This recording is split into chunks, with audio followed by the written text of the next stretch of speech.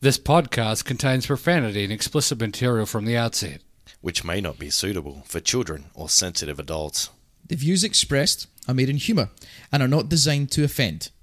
Now sit back and enjoy.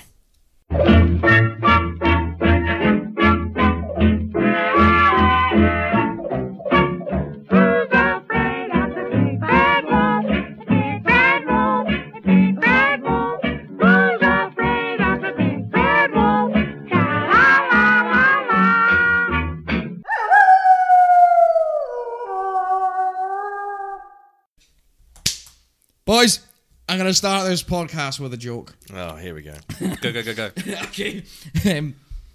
What do you call a gentleman that does not have any canines as pets?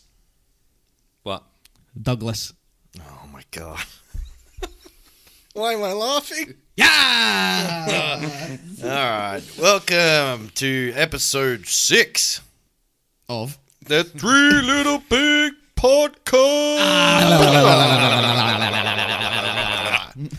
Ladies and gentlemen, we are here.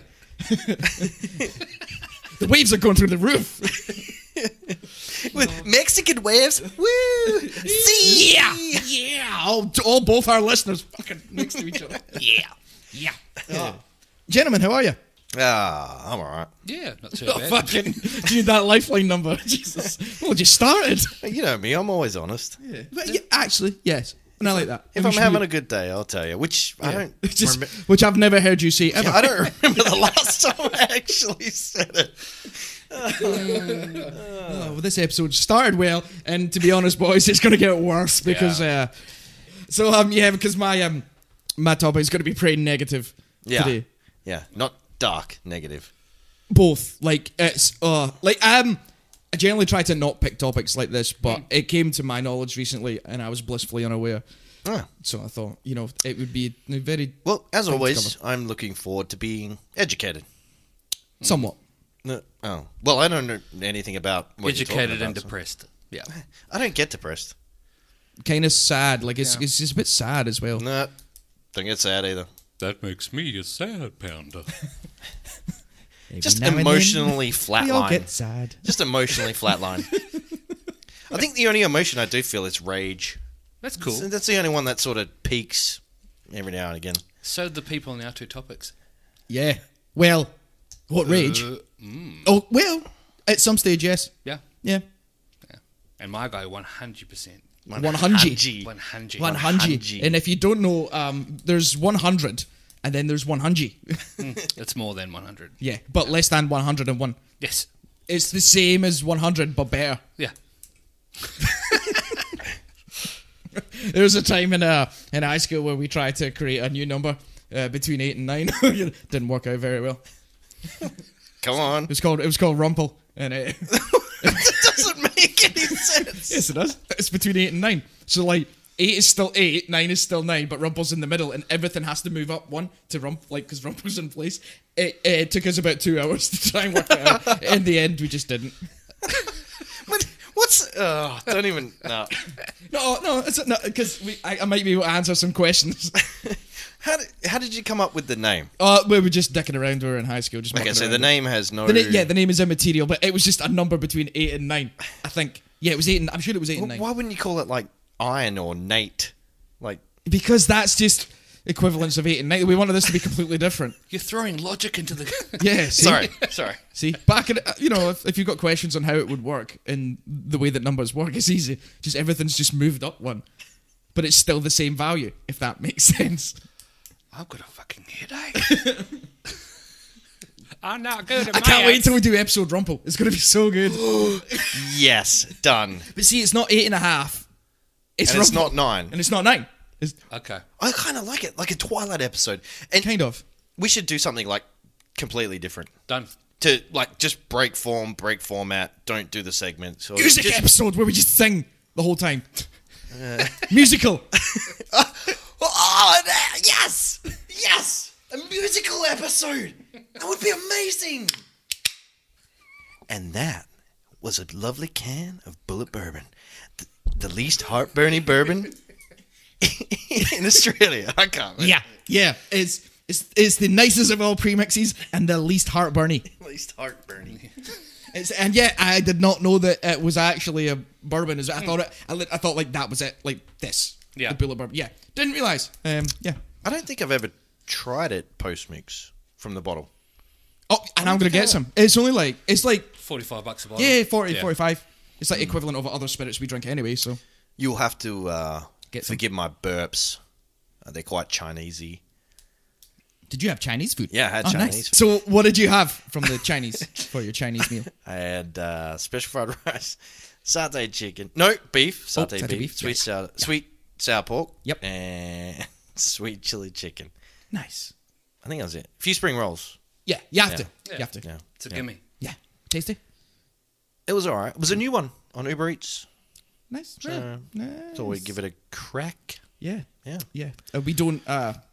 Do we sponsor or are sponsored by Uber Eats in any way? Not yet. Oh, okay. Not yet. I like Not yet. that. Oh.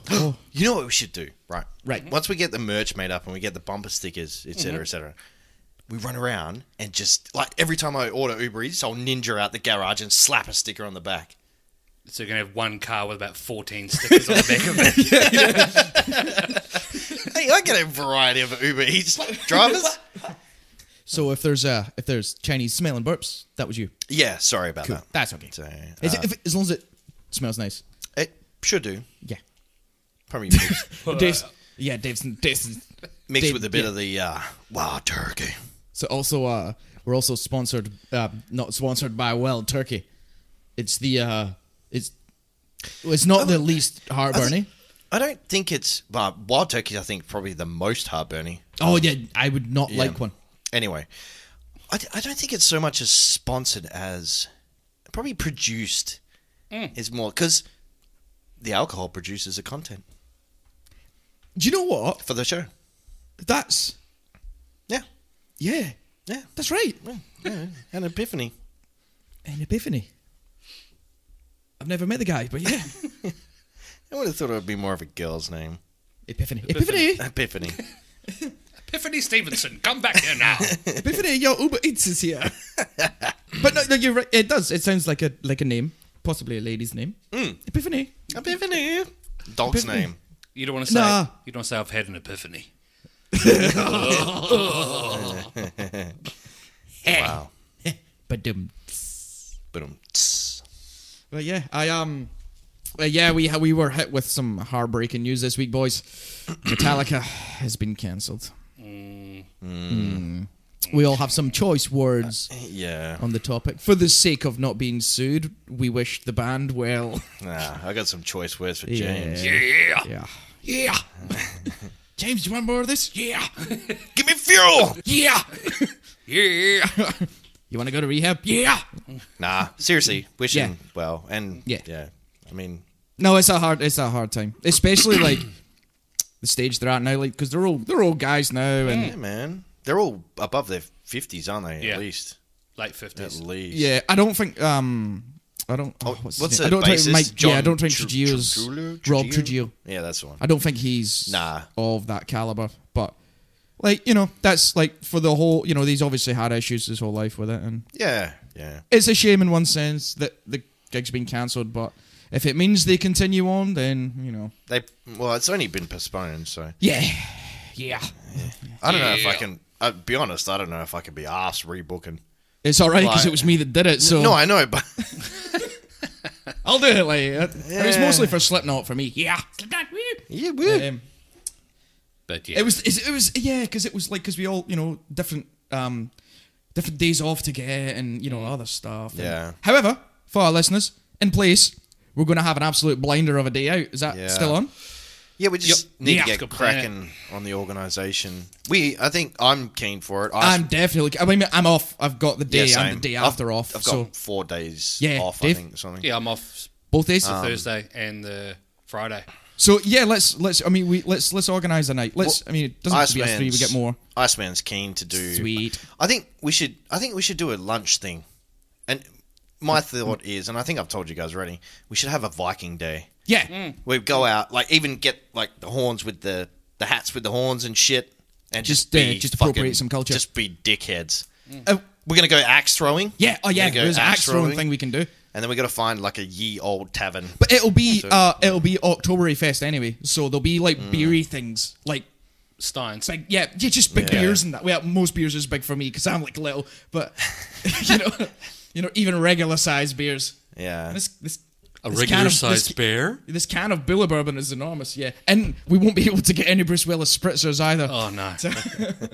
But yeah, Too let's much, go. John. Let's do, we'll do it. We'll do something. Yeah. Wicked. And we'll report back on our day of joy. Well, it's cast afterwards. We won't be able to see ourselves blind. It'll be... What? What? A cast afterwards in a rock bar. Yeah. No, if it's like during... So yeah, welcome to the Three Last Man. We're in the pub. It's quite noisy. Oh, you know what though? We could extrapolate bits for the show during the day on our phones. Yeah. Like just Like randomly sound record- clips. Yeah. Yeah. Episode Rumple. We'll play Episode it. Rumple. Episode Rumple is going to be made up of sound clips of this day out, Yeah. night out, because I'm going to make sure we make it to evening time and go to a rock bar. Because Sounds good to me. there is I know there is a rock bar on a Thursday, I believe. Is it a Thursday? Yeah, Thursdays. it is, yeah. That does karaoke, but it's rock karaoke, but it's with the band. It's bandioke. I've always wanted to try Ro- that. Rockyoke or whatever it's called. Rockyoke. It was on last Thursday, so I assume it's a thing. Yeah. A Did you ongoing get up thing. and have a crack? No, I wasn't there. It's someone that I've got on Snapchat that Okay. was there. I So think it's I- like, oh yeah, it You sounds. got- But because the place is like a rock bar anyway, Yeah. I'm presuming it's going to be an ongoing thing. Yeah. You got me pissed enough. I'd get up there. Oh yeah, Give it a good yeah. crack. Challenge accepted. I want to do the drums. Yeah, Get out the way, you fuck. yeah. We're going to have a teacher.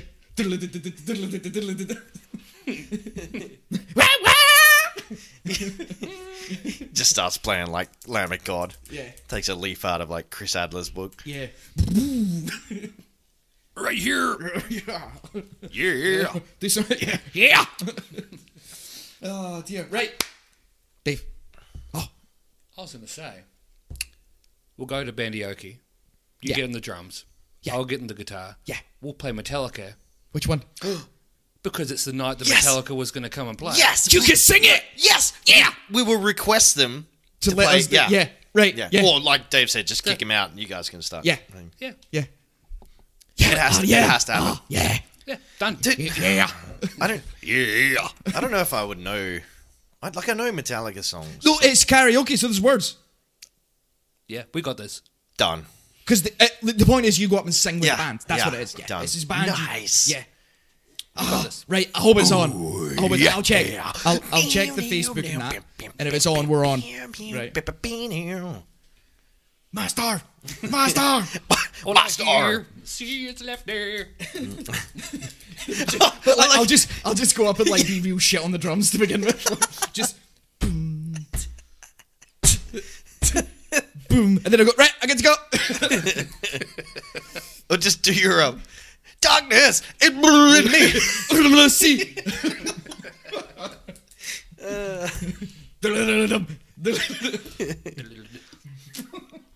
That's great. Are we starting on fuckwits? You might have a plug for us. I got a plug, which is out of the norm for me this week. I think Dave's got one as well. So, what? What gave it away? Me going, Me? I got one too. All right. So this week, my plug comes from an associate of mine. Her name is Brittany George. I believe she's started a relatively new photo company. So, for all your newborn, baby, maternity, and family photography, you can contact Brittany George on 0421 060 177. She is Brittany George Photography.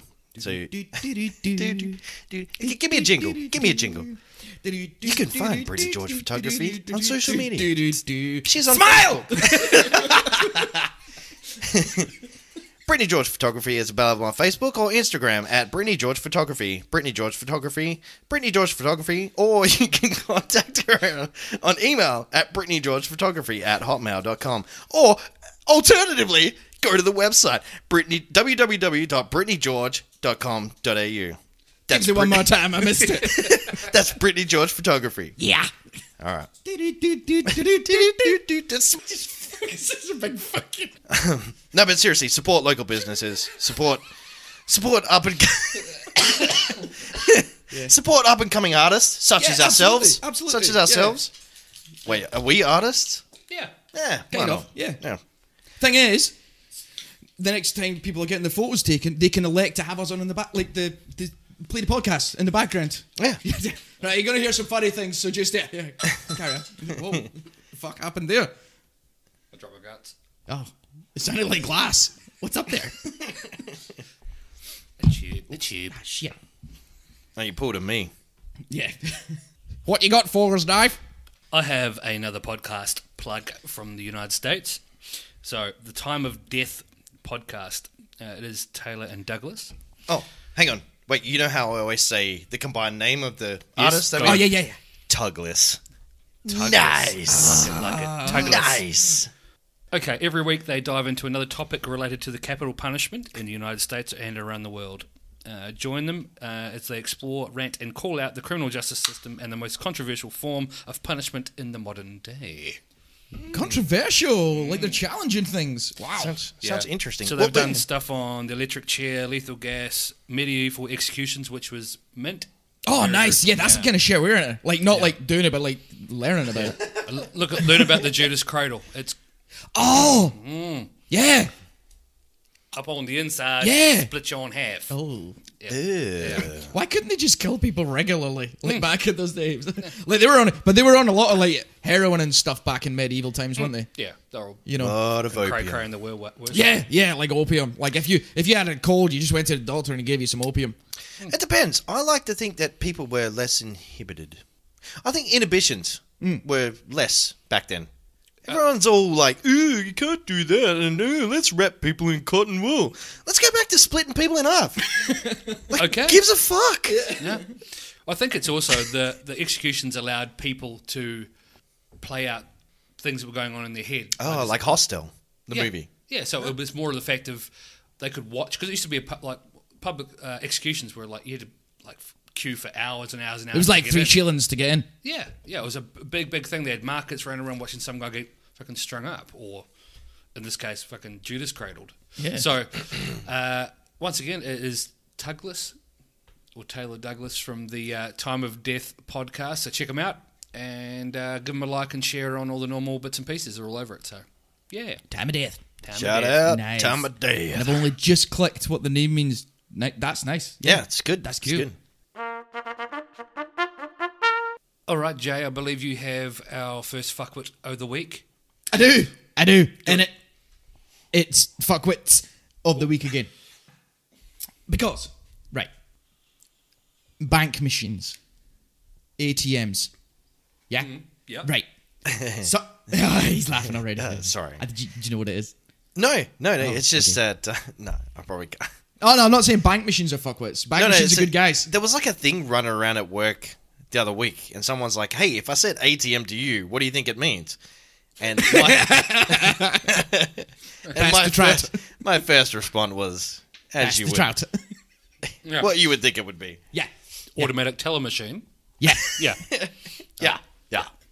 It's a South Park episode where they talk it? about that. Yeah. Oh, okay, that must best, be, yeah. best to trout. Best two trout.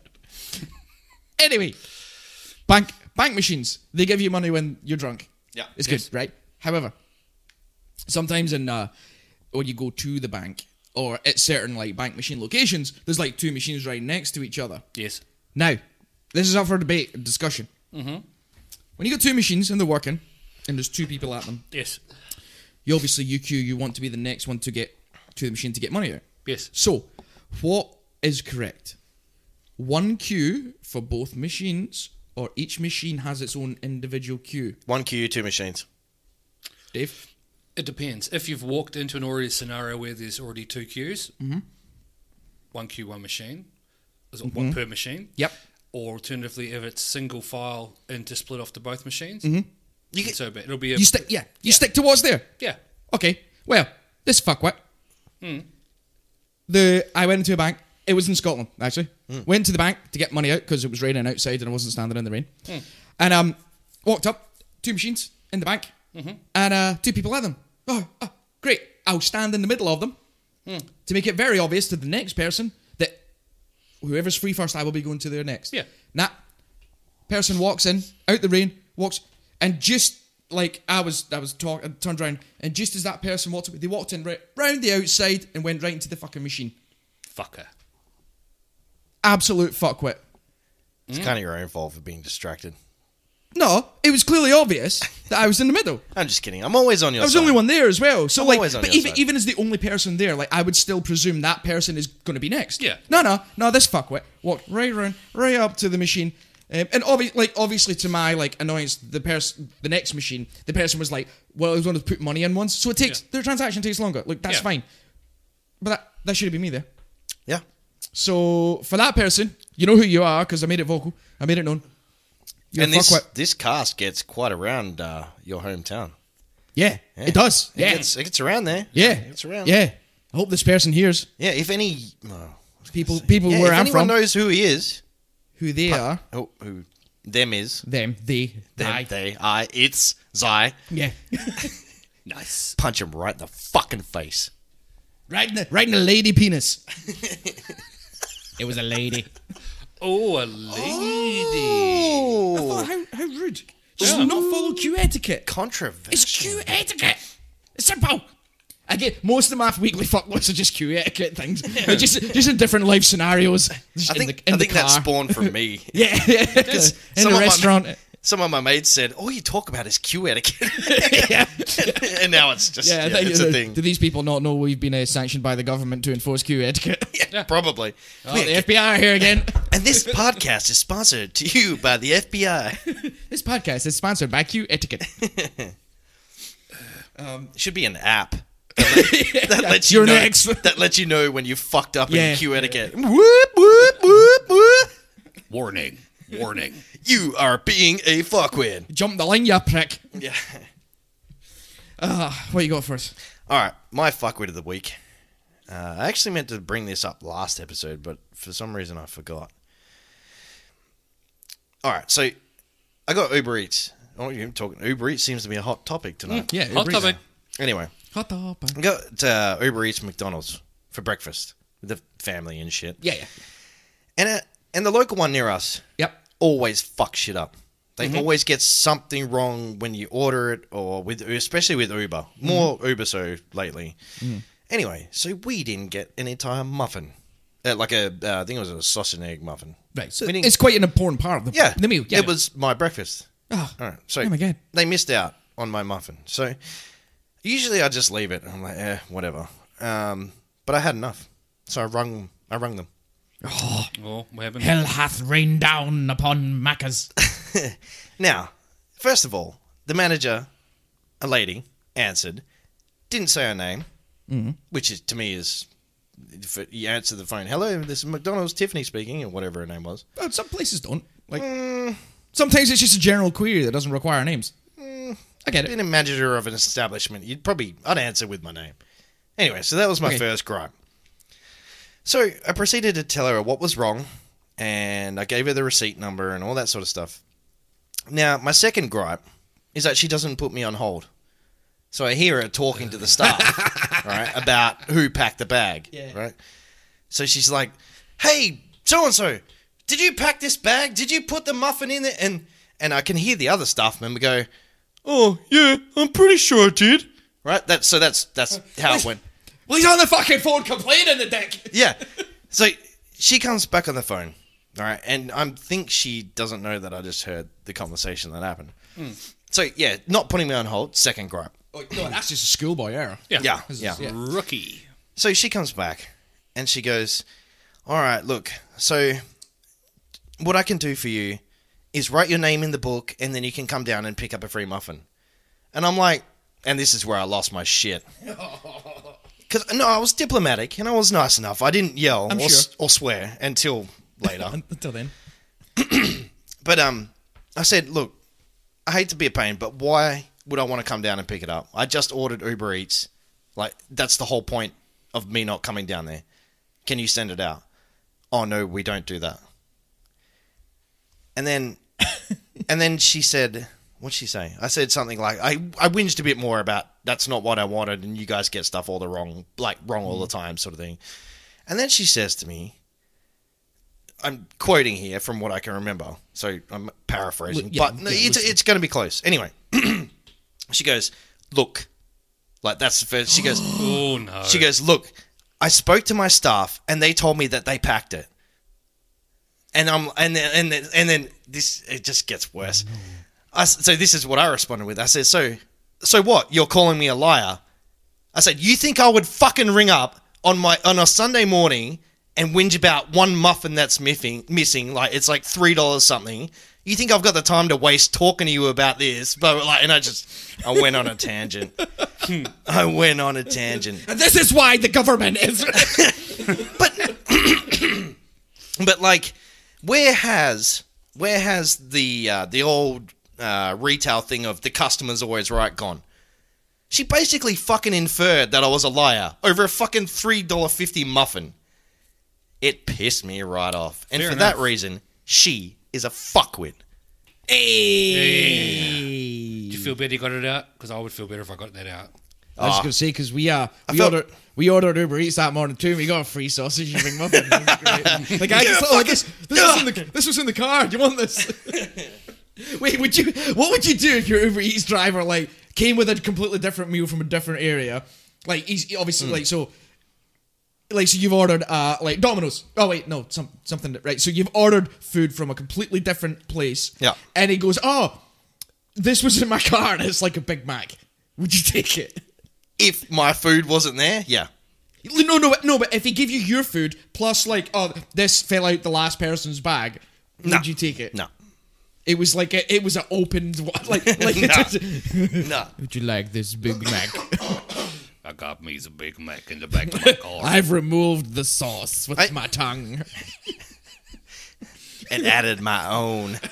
But to be fair, I felt a little bit bad because she played the whole, you don't need to yell and swear at me, sir. But fucking... yeah.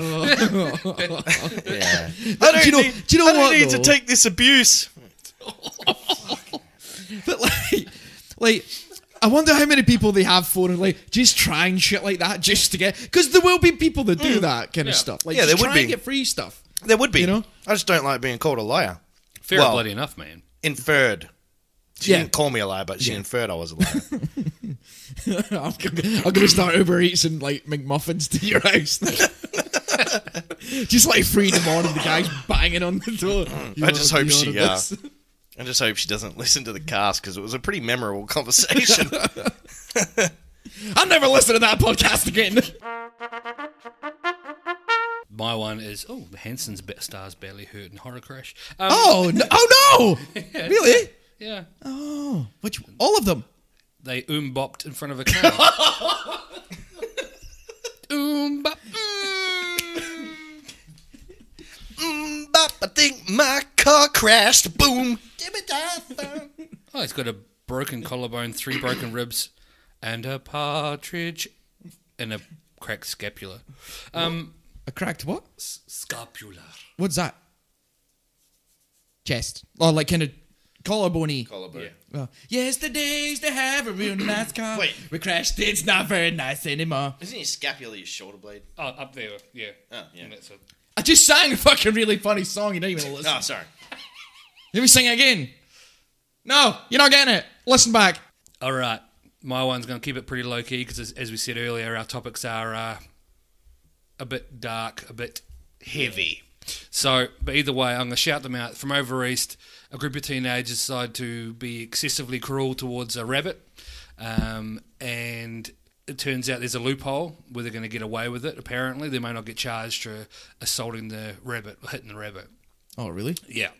So, before I'm already judging before they've been heard to court, but you gentlemen are a bunch of fuckwits for being cruel towards that rabbit. I saw the video today on the news. I did turn it off in front of my kids. It was not good. That's horrible. It happens too much. Yeah. You hear about animal cruelty all the time. It happens too much. So and it's part of the fucking McDonald triad as well. It is. Yes. They're probably little serial killer. Little fire saying, bedwetting bed motherfuckers. Pissing, kicking rabbit fucks. I hope they hear this. Yeah. So do I. Fuck them. from a stony jail cell. No, we all But you know. said there was a loophole. What is the I'm loophole? not sure that the RSPCA's come on the TV today and said we don't think they're going to get charged because of some loophole. They didn't go into it because they don't really want to abuse that loophole code. Because then everyone's running about not fucking A rabbits. whole lot of rabbits being Yeah. if you want to get away with animal cruelty, this is how you do it. Yeah. So that was my fuckwits of the week. Don't have any names because obviously they haven't been identified yet. But the video's there, so if you find it online, know who they are. Speak to the authorities because they're fuckwits. It's probably got something to do with them being juveniles. Yeah. Yeah. Damn youths. I fucking hate youths. The youth. The youth. The youth. The youth. I don't like youths. Mr. and Mrs. Thompson. Yeah, there's like, oh yeah, let's go see that guy down the road. Oh yeah, what's his name? Mr. Fartlips. You youth, go away. You damn youth. Oh, dear. Boys, as we said earlier, the topics are going to get a bit gory. We're going down the rabbit hole, pardon the pun, with these ones. And, yeah, I mean, if you thought cruelty to a rabbit was bad, let me take you back to the 1970s. Ooh. Now, I actually felt the need to write a disclaimer at the start of this, because that's how bad it goes. Wow. Or it gets. And normally I don't do topics of this caliber. And unfortunately, the next cast we do have got another one for it. So, yeah, let's keep it going. From the outset, I'm not expecting many laughs or many jokes. Mm-hmm. We can try and... There is a bit of history here. Challenge accepted. No, not once I start. Not once I start, I get into it. And do you know what? My sources are probably going to be a bit of a giveaway. Anyway, so I felt the need to write a disclaimer for this one. So, boys, I'm going to read the disclaimer and cue... Okay, once he stops doing that, we're actually going to, by the powers of technology, cue the Himalayan throat music. The following topic goes into the Civil War of Cambodia and the genocide that took place afterwards.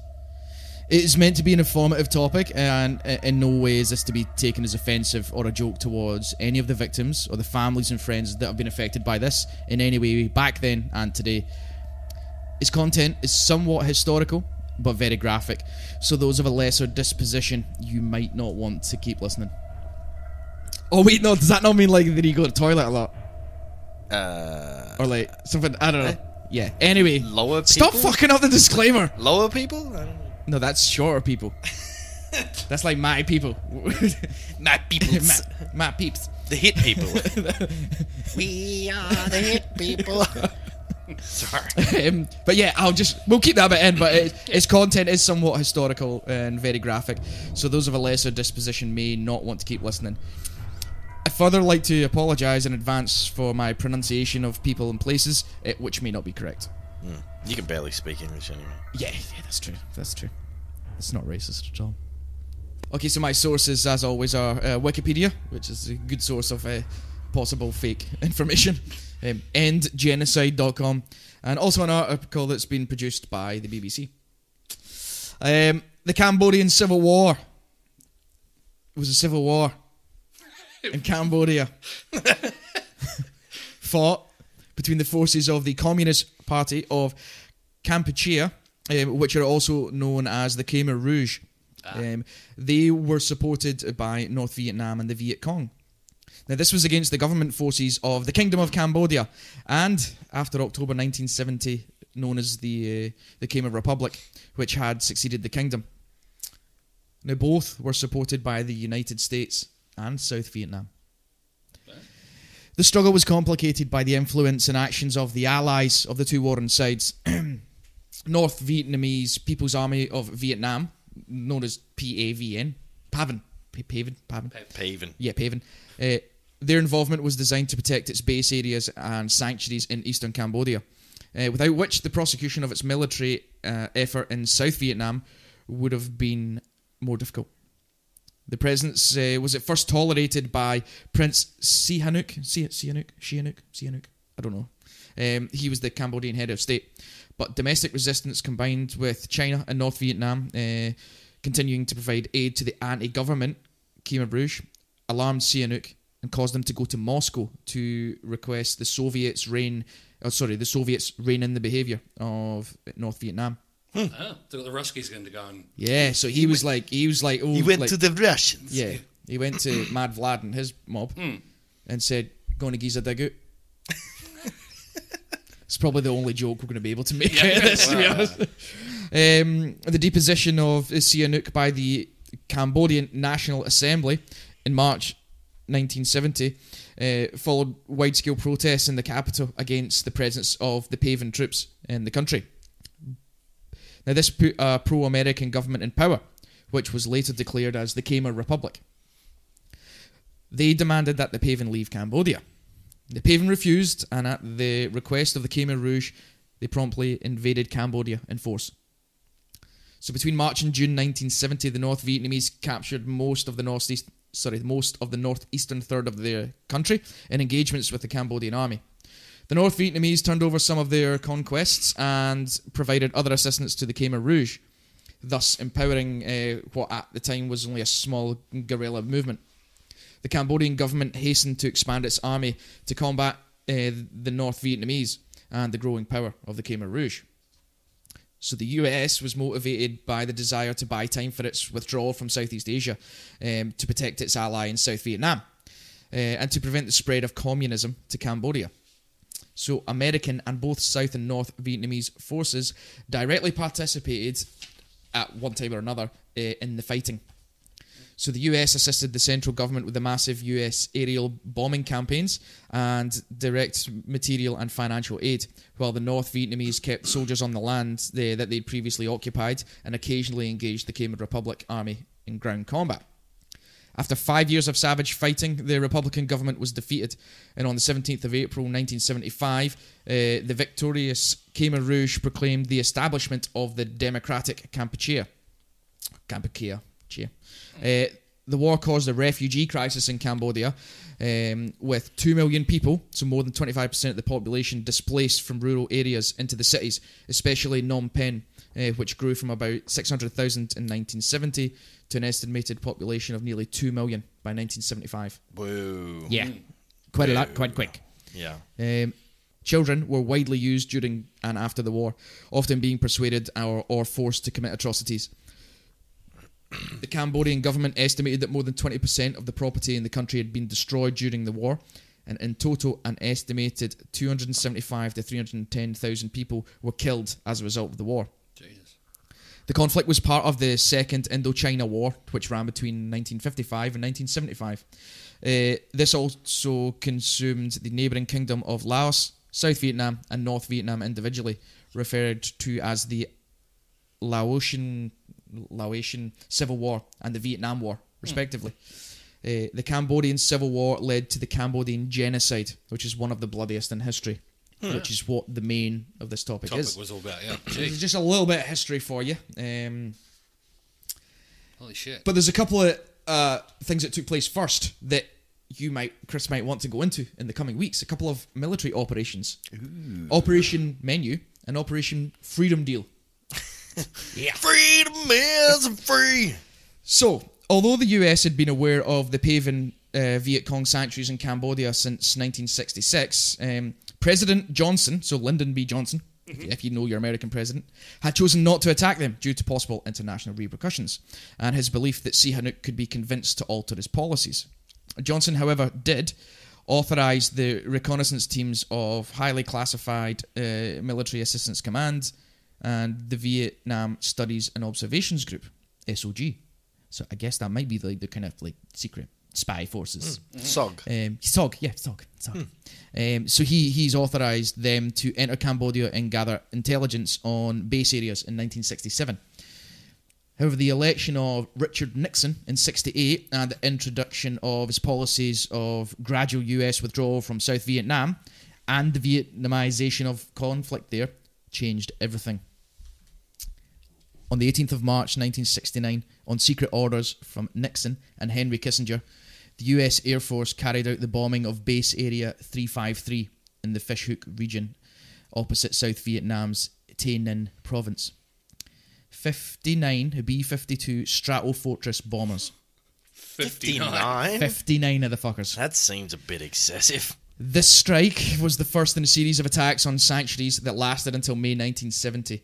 And during Operation Menu, the Air Force conducted 3,875 sorties and dropped more than 108,000 tons of ordnance between on the eastern border areas. Holy shit. Only 5 ranking congressional officers were informed of the bombing. So they got the full menu then. Oh, yeah. Yeah. Yeah. Yeah. They got it all and they got it now. Yeah. In the words of Queen. Similar. Operation Freedom Deal followed Operation Menu. So under Freedom Deal from the 19th of May 1970 until August 73, the US bombing of Cambodia extended over the entire eastern half of the country. It was especially intense in the heavily populated southeastern quarter of the country, including a wide ring surrounding the largest city of Phnom Penh. In the larger areas, according to the maps of the US bombing sites, it appeared that nearly every square mile was hit by bombs. Wow. It's a lot of bombs. That's a lot of bombs. Or as, Dave would say, oh shit, that's a lot of bombs, bro. Oh, fucking Oh, that's being racist, mister. Sorry about that, G. Oh. Hold on. So the effectiveness of the US bombing on the Khmer Rouge and the death toll of the Cambodian civilians is disputed. So there's limited data, but the range of the Cambodian deaths caused by the US bombings may be between 30,000 and 150,000 Cambodian civilians and Khmer Rouge fighters. That's a big gap between 30,000 and 150. Yeah, and they probably just didn't claim that at the time. Nah, we only killed 30,000 guys, it's fine. They were all soldiers. Where have we heard that before? Oh. Topical. Ooh. Another impact of the US bombing and the Cambodian Civil War was to destroy the homes and livelihood of many people. And this was a heavy contributor to the refugee crisis in Cambodia. So it has been argued that the US intervention in Cambodia contributed to the eventual seizure of power by the Khmer Rouge. They grew from 4,000 in number in the 1970 to 70,000 in 1975. But this has been disputed, with documents uncovered from the Soviet archives revealing that the North Vietnamese offensive in Cambodia in 1970 was launched at the explicit request of the Khmer Rouge following negotiations with Nguyen Chia. I don't know if I've pronounced that right. That's a person. That's right. It's also been argued that the US bombing was decisive in delaying the Khmer Rouge victory. Victory in Vietnam, which apparently is the official war history of the People's Army of Vietnam, candidly states that the communist insurgency in Cambodia had already increased from 10 guerrilla teams to several tens of thousands of fighters only 2 months after the North Vietnamese invasion in April 1970. As a direct result of the PAVN seizing 40% of the country, handing it over to the communist insurgents, and then actively supplying and training the insurgents. There was a lot of shit going on back then. Yeah, that's mental. A lot of shit. Holy crap. However, the killing caves of Nom Sampu are a Khmer Rouge execution site on the Nom Sampu, which is a hill 11 k's southwest of Battambang in western Cambodia. Now, the Khmer Rouge killed their victims on top of a cave at the rim of a daylight shaft or a ceiling hole, and then they threw the dead body into the cave. Men and women were placed in separate caves, and clothing was placed in another. There are a number of caves at Nom Sampao Hill that have traditionally served as Buddhist temples. Today there's a large glass memorial in the cave next to the skulls and bones, and a golden reclining Buddha that can be reached by a staircase. A memorial assembled from cyclone fencing and chicken wire contains human bones at the base of the stairway. Oh. Now, this is something you can go and visit if you want. You probably don't want to. Not now. Yeah. I've kind of... So, I mean, this isn't really doing good for the tourist board of Cambodia, is it? No. It's a bit of a history lesson, though. To be fair, I don't think everybody really goes to Cambodia anyway. It's I think because it's still quite not sure if we should go there. Yeah. I think it's good. There's a bit of a risk factor, so people don't really want to go. And if that was bad, this gets worse. The Cambodian genocide was carried out by the Khmer regime under the leadership of Pol Pot, and it resulted in the deaths of approximately 1.5 to 2 million people from 1975 to 1979, nearly a quarter of Cambodia's 1975 population. Holy shit, 4 years. Which was estimated to be about 7.8 million of total population. Yeah. Holy shit. The Khmer Rouge wanted to turn the country into a socialist agrarian republic founded on the policies of ultra-Maoism. Now, Maoism, or the Mao Zedong thought, another term for it, is the Chinese communist variety of Marxism and Leninism even, that a guy called Mao Zedong developed for realizing a socialist revolution in the agriculture pre-industrial society of the People's Republic of China. So from the 50s until the Chinese economic reforms in the late 70s, Maoism was the political and military ideology of the Communist Party of China. Yeah. And of Maoist revolutionary movements throughout the world. So the philosophic difference between Maoism and Marxism-Leninism is that the peasantry are the revolutionary vanguard in the pre-industrial societies rather than the productive forces. So the common folk. Yeah. They should be the ones on top. Huh. Yeah. In 1976, the Khmer Rouge changed the name of the country to Democratic Kampuchea. To fulfill their goals, the Khmer Rouge emptied the cities and forced the Cambodians to relocate into labour camps in the countryside. This is where mass executions, forced labour, physical abuse, malnutrition and disease were prevalent. Approximately 20,000 people passed through a place known as the Tuol Sleng Centre, which was more commonly known as Security Prison S21. One of the 196 prisons which was operated by the Khmer Rouge. Of those 20,000 people that passed through, only 7 adults survived. Yeah. Wow. Yeah. The prisoners were taken to the killing fields, where they were executed, often with pickaxes in order to save bullets, and they were buried in mass graves. Fuck me. Yeah.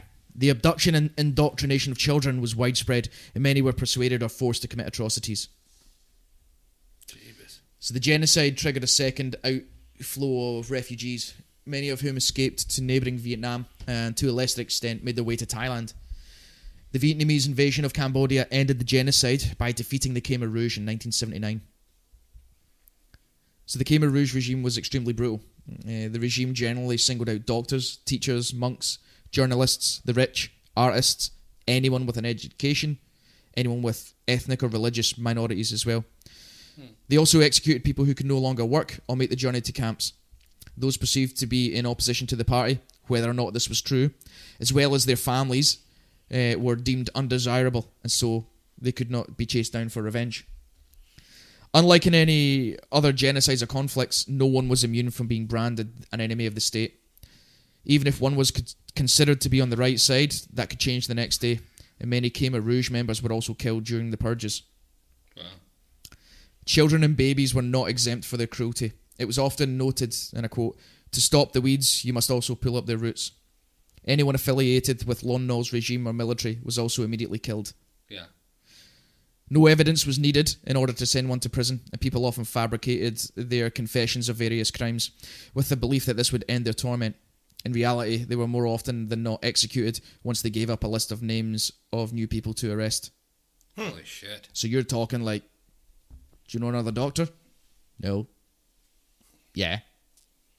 And that was it. That's bad. That's terrible, man. Holy shit. So in the beginning, the executions weren't necessary.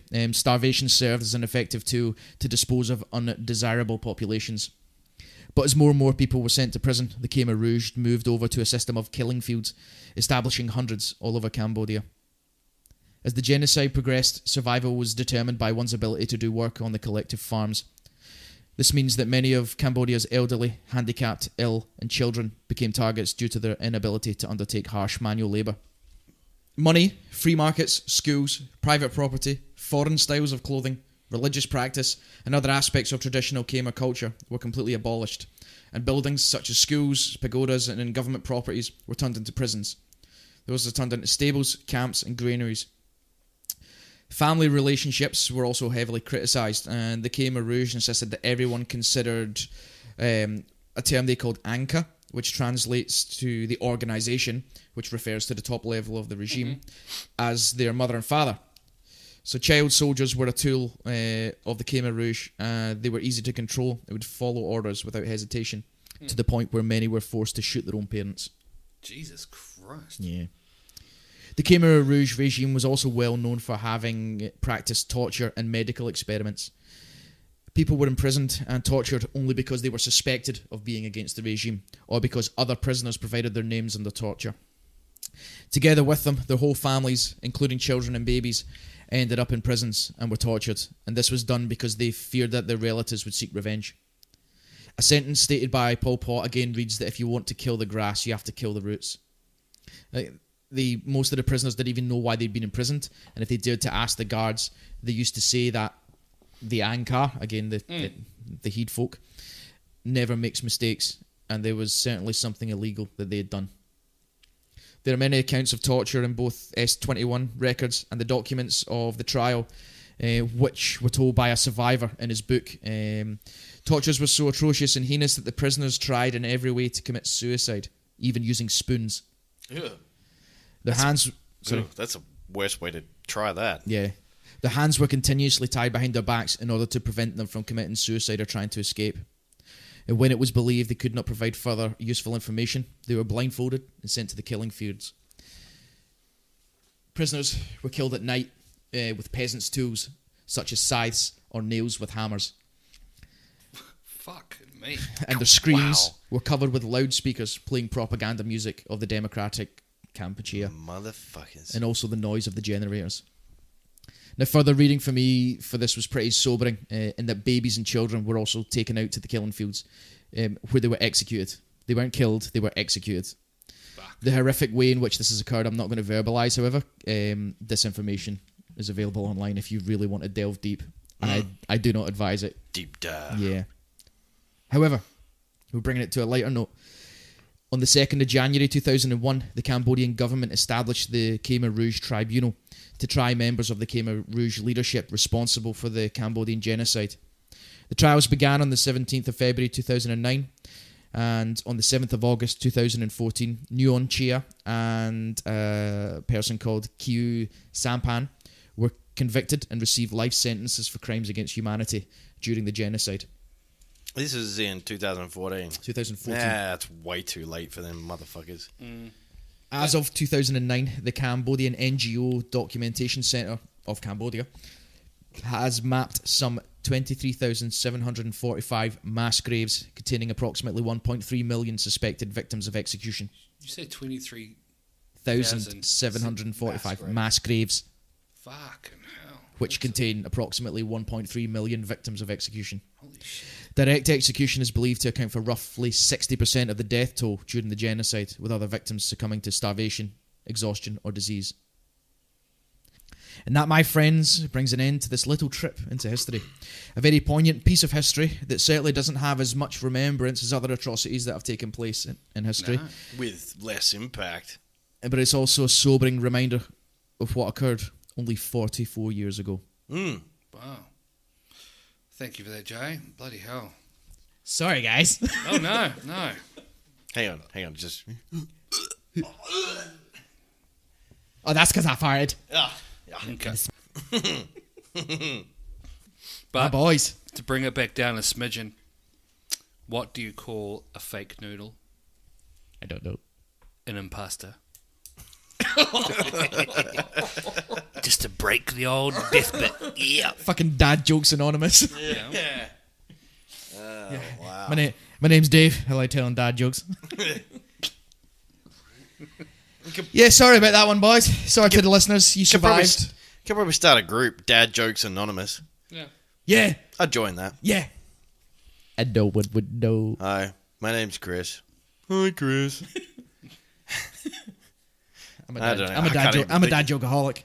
Yeah. Oh, okay. Yeah. I can't even think of any dad jokes off the top of my head. What'd you call a guy with a bird on his head? Cliff. What you See, call like man? that one. What you call a man with a paper bag on his head? I don't know. Russell. What's red and looks like a bucket? I don't know. A red bucket. What's green and looks like a bucket? A green bucket. No, a red bucket in disguise. What's brown and sticky?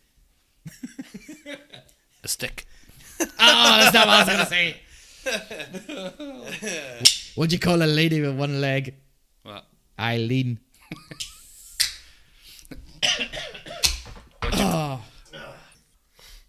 What'd you call a man with 4 rabbits in his pocket? I don't know what. Warren. And we have a winner!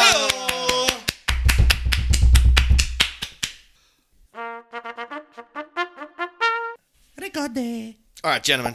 Fuck you guys. I'm doing my topic now. Fuck you. Well, you normally do. You go second anyway. Yeah, I feel kind of bad because I don't know. Yours All was those all, people died in yours was Cambodia. all fucking serious and shit.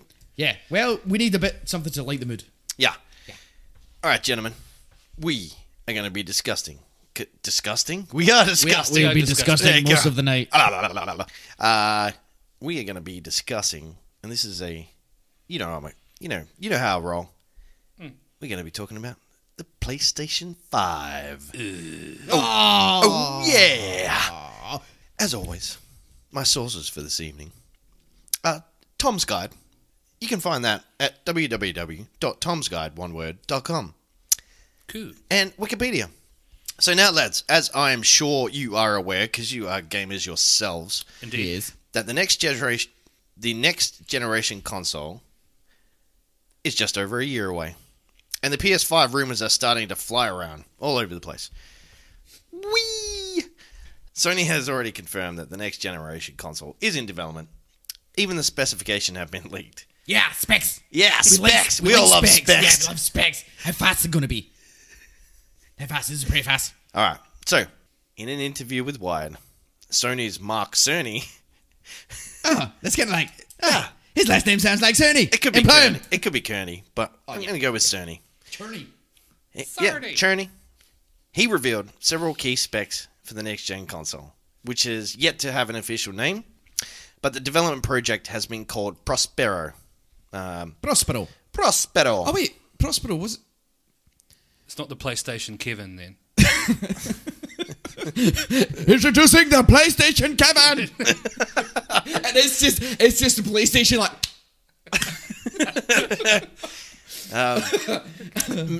I don't know if you remember, but it must be like a development thing they do, because the Xbox One, that was their development project, was Project Scorpio. Oh. So that's what that was called before it was called the Xbox One. So this is called Project Prospero for the PS5. So they give it like cool ass names. Yeah, but when it's in development. Yeah. Hasn't there like been a name leaked for the Xbox as well? Scarlet. I was going to go. Yeah, I thought it was like Violet or something. Like, Yeah. Okay. Project Scarlet is the next Xbox. So Sweet. now it will be powered by a CPU that is based on AMD's third generation 8-core Ryzen processor. So AMD. Yeah, I know. Yeah. But Intel, man. Sorry. I know, but it's got 8 cores. It's got to be a whole 8. a whole 8. It's got to be all right. So yeah, it's based on AMD's third generation 8-core Ryzen processor, as well as a custom GPU, which for players at home stands for graphical processing unit. Yes, graphics processor unit. That's a custom GPU as well as. So it's gonna be based on the AMD Radeon Navi line. Yeah. The GPU's power has been leaked at 2 gigahertz, which at the moment, as it stands, will be double the power of the Xbox One X, and deliver comparable performance to the NVIDIA's RTX 2080. Wow. So, yeah. on par with those. Yeah. So you're talking consoles are really now becoming gaming PCs. Yeah. So, Yeah. and most of you tech heads out there will know what we're talking about if you have half a clue. So, If not, it's just like really fast. Yeah. Like if PlayStation 4 is fast, PlayStation 5 is going to be really fast. really fast. Like really fast. So, and for all you real tech heads out there, like you massive tech heads, that equates to 9.2 teraflops of processing power when using the what? I'm sure that's a joke. What? No, teraflops. Teraflops. It's 9 teraflops. Yeah, no, 9.2 teraflops. A Triceraflops. It's a dinosaur. You know the 3-horned dinosaur? The Triceraflops. He's really fast. Triceraflops. Fuck you guys, man. What do you can't just let me talk about my fucking shit. You're just listening about kids being killed in Cambodia.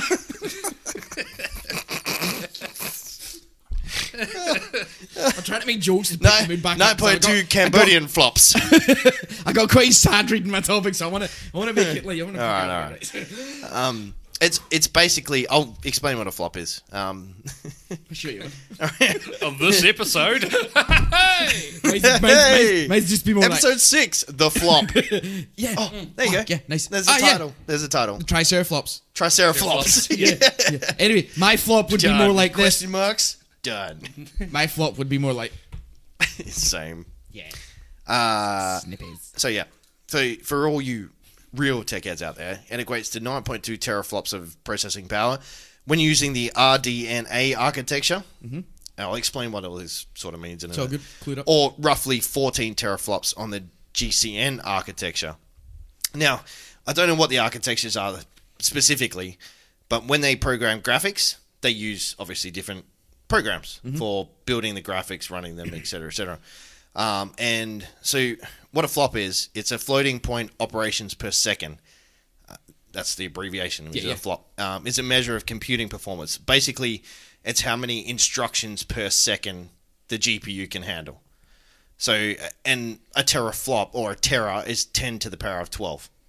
Yep. So that, so it can do that many instructions per second, which means that they can do more. A shit ton. Yeah, a shit ton of graphical processing. And a way to kind of visualize this for people that don't have a clue, look at when like the Xbox first came out. I know your PlayStation, but the Xbox or the PlayStation 3 first came out. The first games that came out compared to the latest games before the transition to the new consoles, the graphics are considerably different, and that was more noticeable on like what they called the next gen consoles at the time.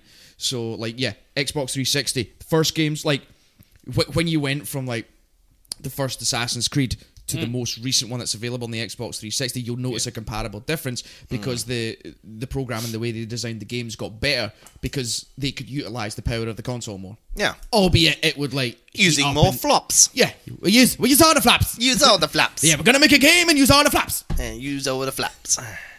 So the graphics card will also allow the PS5 to deliver ray tracing. Which is an ultra-realistic lighting technology that was first made popular by NVIDIA's RTX cards for the PC. Yeah.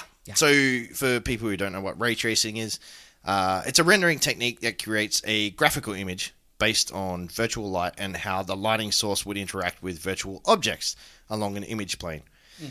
Ray tracing can replace traditional render of lighting effects in games and create a far more lifelike depiction of scenes that are based on how light actually interacts with the real world. So instead of having a pre-programmed light cycling over a game, for example, where the moon hit and it'll hit something else, this is sort of it randomizes it all so it becomes more. Yeah, I think it's kind of live action.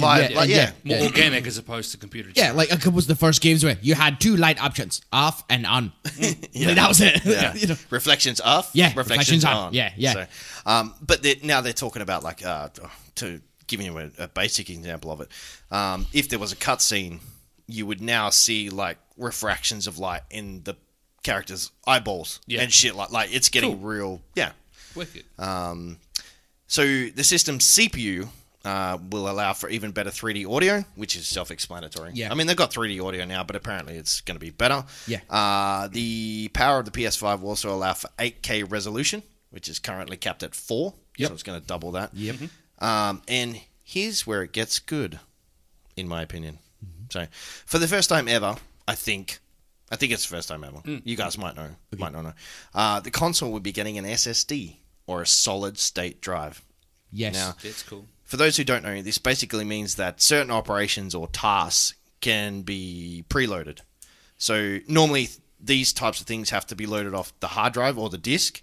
Hence loading screens. And restrictions on open worlds and stuff like that. So, basically now those operations will be preloaded onto the SSD once the game boots up, So in essence, there shouldn't be, or there'll be minimal loading screens. Yes, is I pretty can cool. talk about that because my computer sits with an SSD.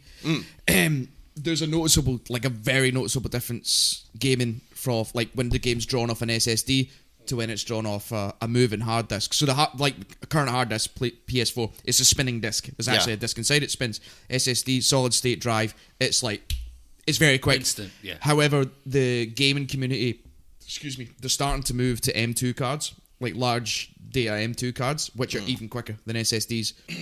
So it's coming, and it's the same with everything with computer parts. As time goes on, the parts reduce in price, and it makes it more affordable. Of course. When I got this computer, it was only a 128 SSD, and that was pushing the price out to get double up next. But PS4, my gamble would be a 512 SSD at least.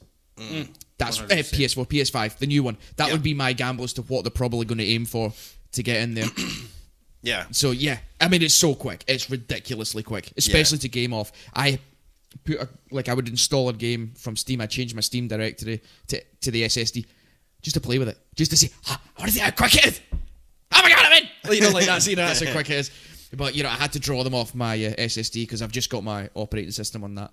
Yeah. So if you're going to have the whole system coming off that's going to be ridiculously fast. I don't think it's the whole system. I think it has a hard drive and a solid state. Yeah. I think. I could be wrong. So they're really going for like gaming PC type. Yeah. So I think the solid state is just purely going to be for certain operations, but they'll still have the hard drive for Right. So that I think. Yeah. I could be wrong. Oh, my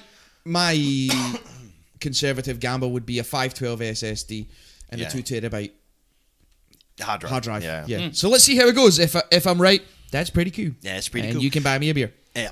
There was a demonstration of this hardware, which showed a portion of Marvel's Spider-Man, which I don't know if you played it. No, it's a pretty good, though. sweet game. Good game, good graphics, very fluid gameplay. So they showed a portion of Marvel's Spider-Man that normally takes about 15 seconds to load, like a blank loaded screen with a thing. They ran it off the SSD, and it took less than 1 second. Damn. So that's the comparable difference in load times. So this also means that the graphical rendering will be dramatically faster, which means that games will have less limitations on open worlds or the speed at which the open worlds can be traversed.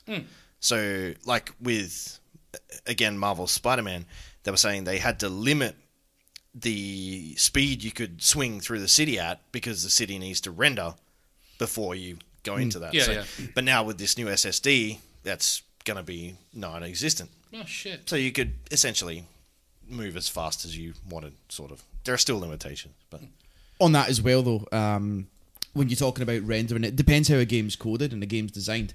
I play on Scum, great game, and it's still in development. It's the alpha we're playing, but it's still in production. They're changing stuff and doing hot fixes all the time. But that's one game, for example, where those guys are constantly changing how the world interacts with you. So like how you interact. Now maybe this is more just like server optimization to make the game flow more, because it's it's all multiplayer. Pretty much, you can play single player. That's a small aspect of the game, but the way they've designed it, they're always changing how the world renders. Such as your render distance will render, the environment or like the land, and then the buildings will come, and then something else. Like this is on a basic level. So yeah, it depends how a game's designed, like, and how they do it, and it depends how much interaction you've got with the environment as well. The more interaction, the longer something's going to have to render. Yeah. So it's all, and that all comes down to the teraflops again, instructions per second, and it's a scary animal. Triceraflops. Oh no, wait, it wasn't a bird, was it? No, it was a. Triceraflops. Three-horned. So, as the way the trends are going these days, which I don't necessarily agree with, there's going to be a big emphasis on cloud gaming or game streaming, stream games, whatever. Everyone seems to be jumping on board, especially with the Google Stadia, which is a new system that's coming out where they do on Xbox as well with Game Pass. Yeah, I know. And they release an Xbox that's discless. I'm not sure. Did they? I think they are, or they're going to. Yeah, they are, or they. So yeah, I think it's like Anyway, but I don't agree with it here. Purely because of our internet. Yeah. I don't see how our internet would be fast internet. enough to stream the games or the AAA titles that we have these days. Nah, not at all. I don't think it'd be fast enough. So, but Sony has confirmed that the PS5 will have a disc drive. So I'm happy about that. Yeah, it's good. Yeah. So most signs are pointing to a late 2020 release, as expected. Yeah. Around the holiday season, with a price tag of about $4.99. That's not bad for a first time I couldn't release. I couldn't work out if that was US. It's going to have to be. Well, But- what's that in our money? Probably about 7. I don't know. Oh, even No, I know, yeah, and this that's- is yeah. also good because I did Google the price in Australia, and it still came up with $4.99. But I expect it to be more. Now, some people are talking that it's going to be in the $800 mark, which, if it has almost the processing power of a PC, I'm happy with that. If it's a PC in a box and it's $800, I'm happy with that. Because most of your top-end gaming PCs or reasonable gaming PCs are above $1,000. Yeah, easy. So I'm happy with that. $4.99 US translates to $7.36 Australian. Yeah. So I would probably expect somewhere around the $700 or $800 mark over here. Microsoft has already confirmed that their latest Project Scarlet, is set for release in the holiday season of 2020. Now, obviously, Sony will have to compete with them. Yeah. So As per we can normal. expect it. Yeah. Now, there are big games coming out the end of this year and the start of next year, like The Last of Us 2, Cyberpunk 2077, Death Stranding, Star Wars: The Fallen Order. Yeah, But there's so many big hitters. Yeah, so these are all coming out late this year, early next, whatever, which is good because the PS5 will be backwards compatible, which is good. Cool. But some of the games I'm very keen to get announced on the PS5 with its capabilities are the Horizon Zero Dawn sequels Yeah. and the God of War sequels. God of War would be mint. That'd be Oh sick. man, how graphic is that going to be? It's going to be fucking awesome. Oh man, it's going to be amazing. Yeah. So there's plenty we still don't know, but there are a few other rumors that I picked on. So it's rumored that it will have an inbuilt camera for live streaming. Don't really care. FBI is going to keep watching us. Yeah, I'll probably put some tape over that. Yeah, definitely, because I'll probably conspiracies put and some things. tape over that. A recently discovered Sony patent suggests the PS5 could have a Siri-like virtual assistant. Cool. So there are PlayStation! Hey, PlayStation! I'm PlayStation! Yes. What do you want? So it's already got voice commands, but this is going to be more like More Xbox. Interactive. Because Xbox, you can Yeah. just walk in. Oh, I fancy playing the Xbox One. Turn on, and it just goes like, Yeah. hello. You yeah. You want to play GTA? Oh, have you seen those videos of the guys who had their usernames as like Xbox off and stuff like that? So so when people go, oh, that Xbox off killed me again, it turns their Xbox off. Oh yeah, because the guy's like, oh, that Xbox turn off can't. Oh no, because like their screen's coming up like powering down, and they're like, oh fuck, and then they just disconnect. I'll show you after. Yeah, it's pretty pretty can funny. funny. do the one, even with a headset, you don't even, because you normally need the camera, but you use the headset, and you can say, for example, Xbox record that, and it records 30 seconds previously for what have you done 30 seconds ago, online, whatever, doesn't matter. Yeah, It's pretty cool. And that's what these guys are playing, like Call of Duty and stuff like that. Yeah, So and they just like kick each other out. yeah, it's pretty good. Funny. That's the type of shit I do, Yeah. all the time. Yeah. So there's another patent that's been leaked on the design for the console. It looks pretty chunky, but I'm okay with that, especially if it's got all this power. Yeah. and- Well, So it's neat. going to be. Like, it's going to be. It's going to be a There's little lot bit to chunky. it. Yeah. Kind of looks like a small jetpack. Cool. Oh, that's Yeah, cute. on the pattern. That's On the cute. pattern. So it's got like a V shape with two tubes that run down the side, and And for the Scottish people, there's a tartan version. There's not. A Mick, I know, I was just Mick like, PlayStation. It's called the PlayStation 5. now this is my own rumor that I want to. Well, not a rumor, but a question. That you're starting. You're starting the rumor. I'm starting it. Will they make it native mouse and keyboard compatible? seems to be the thing these days. Yeah. I know. I'll leave you with that thought. Excellent.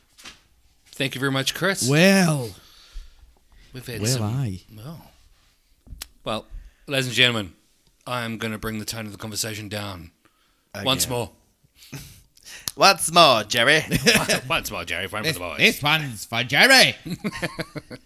Well, ladies and gentlemen, Who's Les? Les and gentlemen. Ladies and gentlemen. Lads. Hey, lads. That leads us perfectly on to segue into my topic about the Matamoros ritual killings. Ooh. Yeah.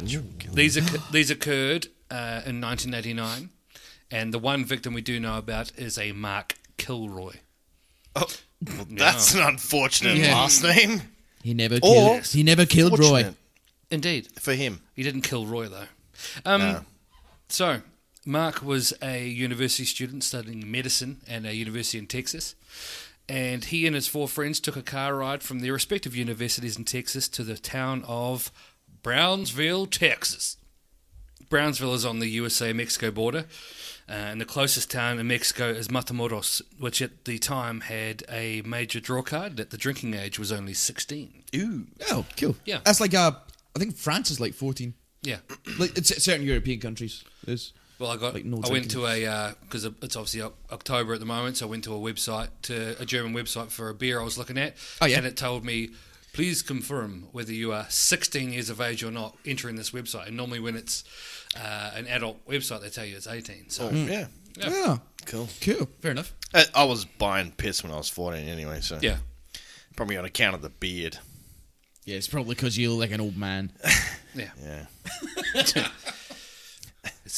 This Sorry. 14-year-old child looks like Gandalf. You shall not hit puberty.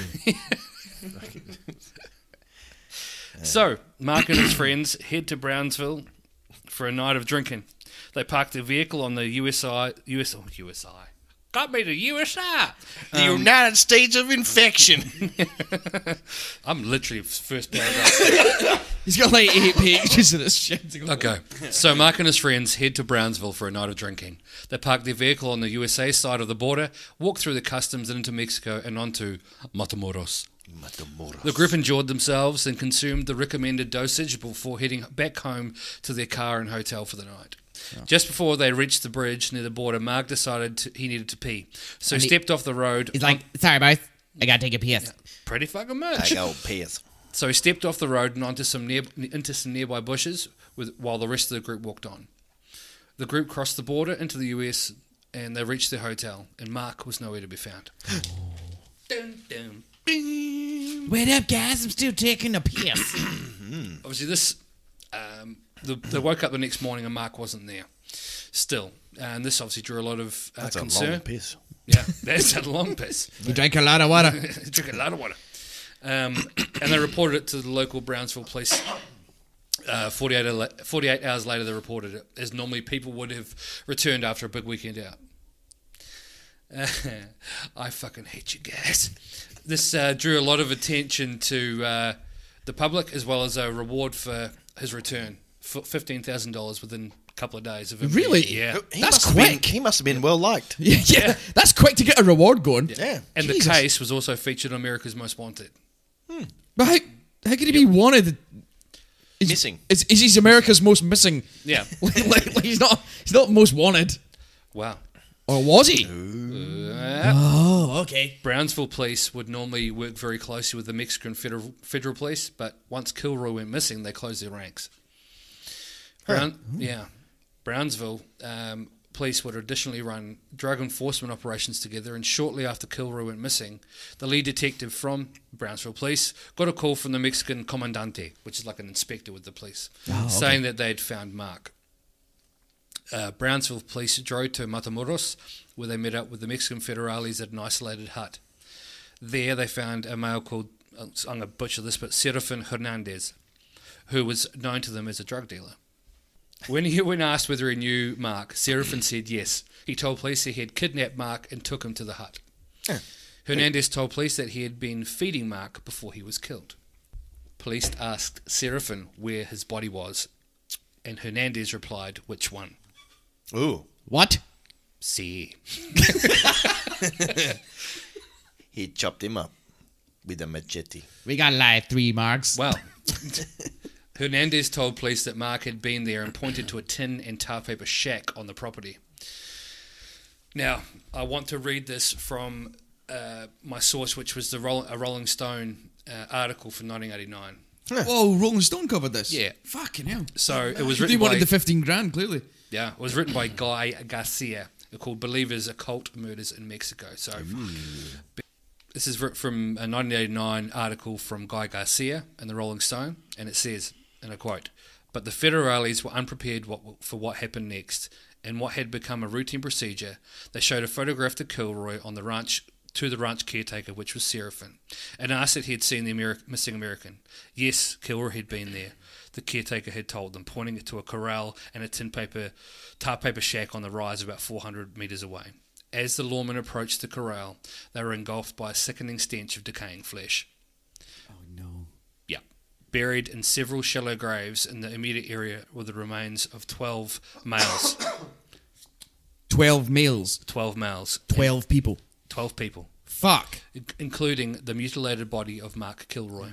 Some of the victims had been slashed with knives, others shot. At least one had been burned and another hung. Many had been severely disfigured, their hearts ripped out, their eyes, ears and testicles removed. One had been decapitated. Eventually 3 more bodies would be found in the area, bringing the total corpse count to 15. Holy fuck. Yeah. Inside, this is a big clincher. Inside the windowless shack, the federales were confronted with another ghastly sight. On the blood-smeared floor, amid a battery of still glowing candles, stood an iron kettle filled with iron and wooden spikes, a charred human brain, and a roasted turtle. What? Yeah. What the fuck? Wait, what? Other urns... Mi scusi. What? Yeah. I'm going to get to it. Other urns contained grisly stew of congealed blood, human hair, and animal parts. Scattered about the room were coconut shells, cigars, and cane liquor, an iron bed frame, a heavy electrician's tape, and a blood-caked machete and a hammer. Machete. What the fuck were they doing in that house? These objects should not be together in any way, shape, or form. It wasn't like a... Like that combination of things. Police also discovered a large oil drum that had been used to boil some of the victims. One witness described the scene as a human slaughterhouse.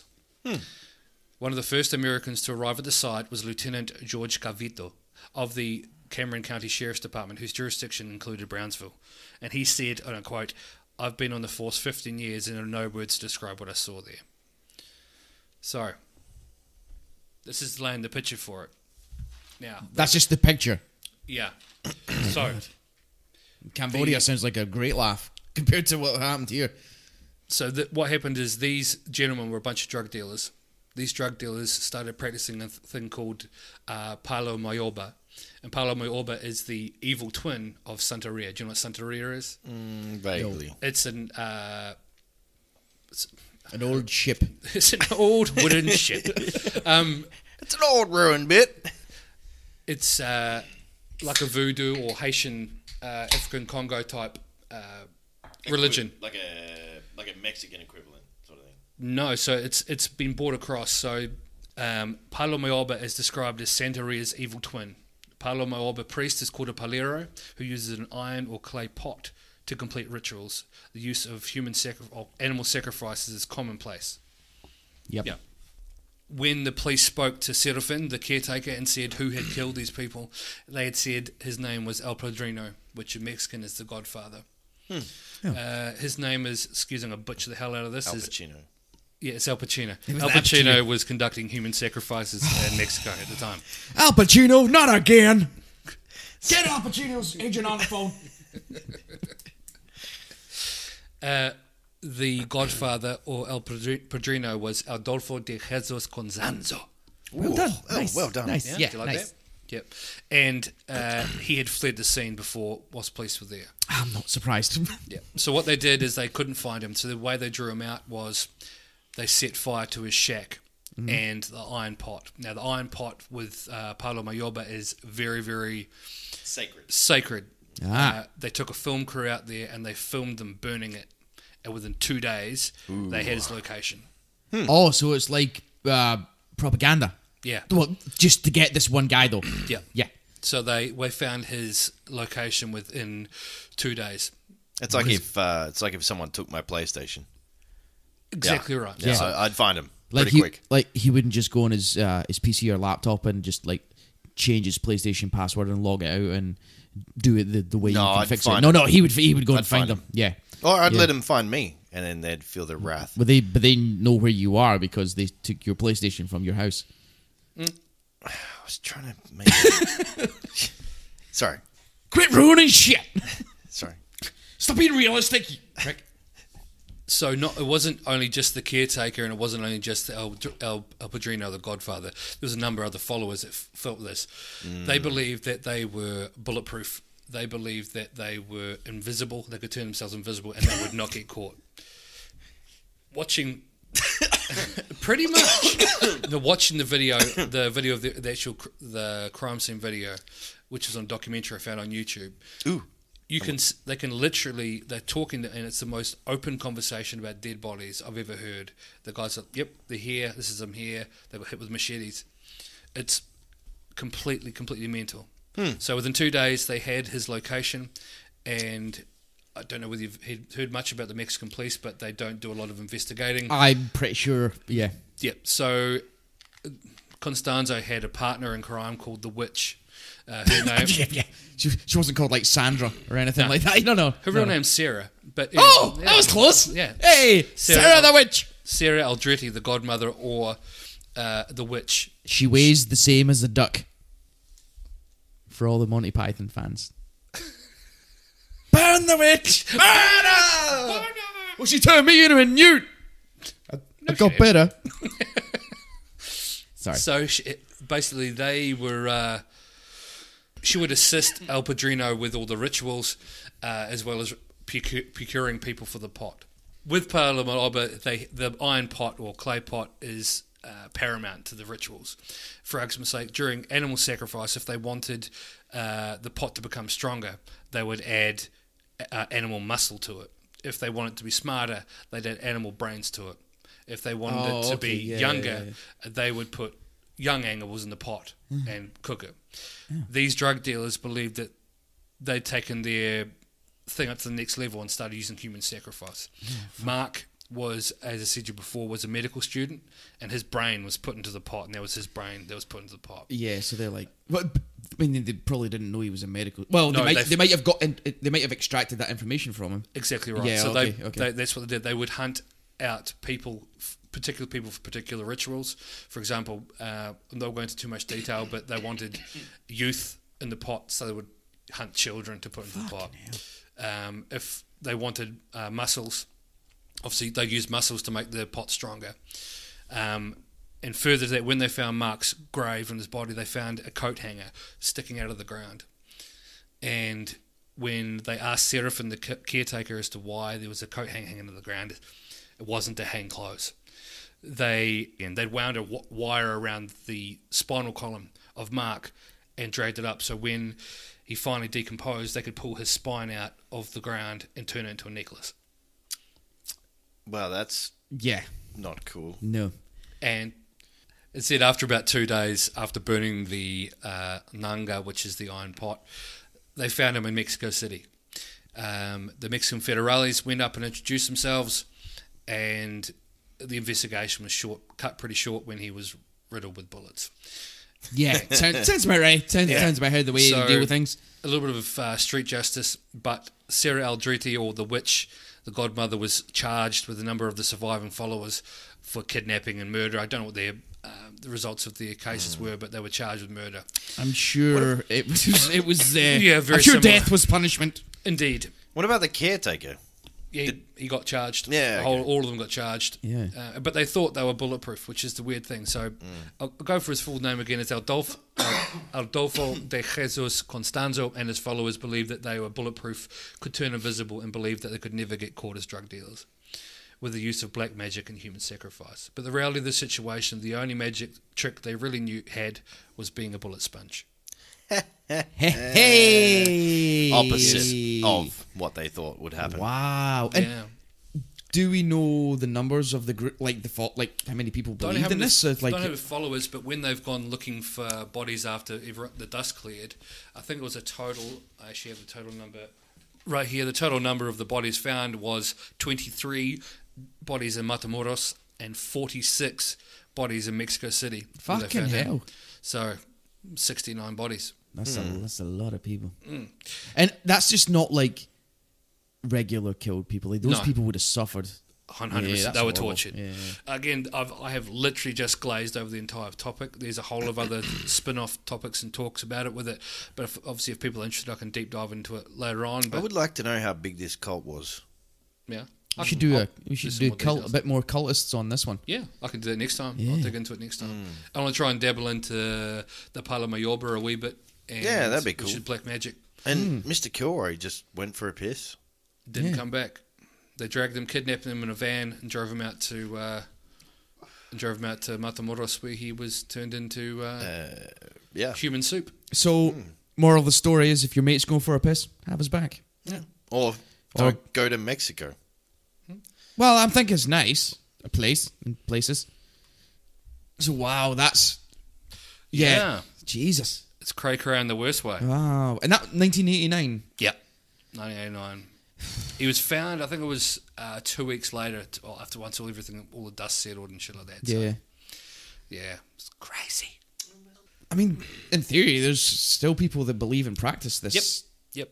He was Paleros, or the Palo Mayorba. I've probably butchered that, but Palo Mayorba priests are still up and running in Mexico, Spain, and all the Caribbean countries. It'd be interesting to know if this was the first and only case of human sacrifice.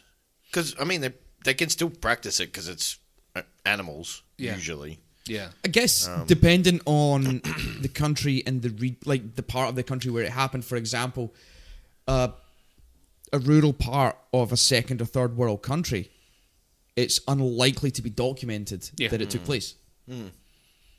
Exactly right. You know, and that's probably why they got caught. Because it was like right on the border. Whereas if they like practiced it way out California way, well, like way out in the sticks. Yeah, that's what I'm saying. To be fair, they never would have known. The only reason they found out about this is because they went looking for an American. Well, the reason they got caught is Serafin, the caretaker, was found at a roadblock with spit back a dead body bits. a large amount of cannabis. He was found with a massive amount of cannabis. And when they showed him the picture of Mark, he said, "See." And so it was. He knew him. Yeah. Oh, so maybe they were trying to strike a deal with him for the cannabis? No, it's more the fact that they had a short and curls. And I suggest he probably would have been better to explain himself. Otherwise, he would have. Yeah, and they thought they were bulletproof. They thought they were going to get away with it. Everything. Yeah. Yep.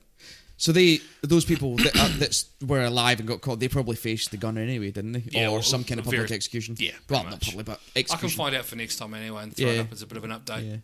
Yeah. Let's find out as well what happened to Serafin's brother, Paraffin. So there we have it, gentlemen. A cult in Mexico, PlayStation 5, and the Civil War of Cambodia. Yeah. Bit of an eclectic mix. Yeah, it is an eclectic mix. Unfortunately, my next cast topic is it's quite dark and it's quite, it's a bit of a downer as well. But it's educational, so it's something I never learned about until very recently. Same with the Cambodian Civil War and the genocide. So informative. Let's keep it that way. Yeah, because we're not all about jokes. No, mostly we're about learning. Yes, we're about knowledge. I've learned a lot. And humour. Talking to you guys. Have you? Yeah. I mean, everything I read out was lies. It wasn't. I'm sorry to the people of Cambodia. All right. On that note, gentlemen of industry. Yep. Listeners galore. Thank you.